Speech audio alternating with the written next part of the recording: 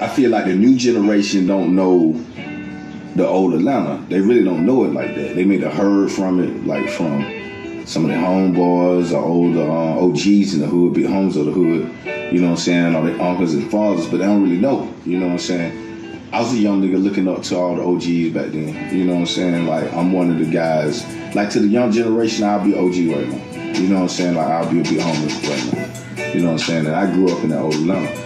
But one of the reasons I decided to even make this documentary on that is to clear some misunderstandings, man, and shed some light from how I seen it. You know what I'm saying? Like, this ain't a documentary about me. I felt like I know enough, I seen enough to be able to cover, you know, a lot about the hoods, a lot about the projects, you know, in the early 90s and in the 80s. And see, this is another thing, man. It's like, I don't see enough, like on social media or YouTube, you know what I'm saying, all the video channels, video sites or whatever. Well, you know, you got guys, you know, the OGs or dudes that call themselves big homies, you know what I'm saying? You don't hear them really talking about, you know, how the real Atlanta was or how the old Atlanta really was. You know what I'm saying? So, you know, that could be lost in history, man. You know what I'm saying? If don't nobody cover it. And I ain't just saying like this is my responsibility.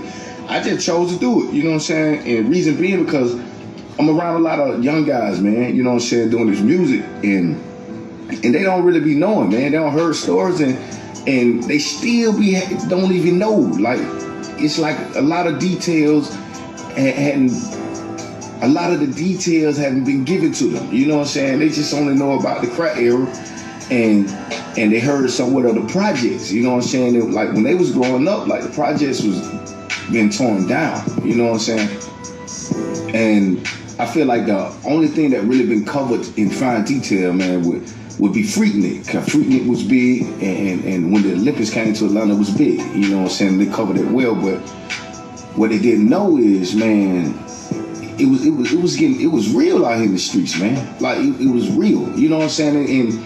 And it's like it's hard for people outside of Atlanta to see any real street shit happening in Atlanta when all they ever seen was Freaknik and the Olympics, and they never really covered the hoods, man. They never listen, man. I've been all over Atlanta, bro.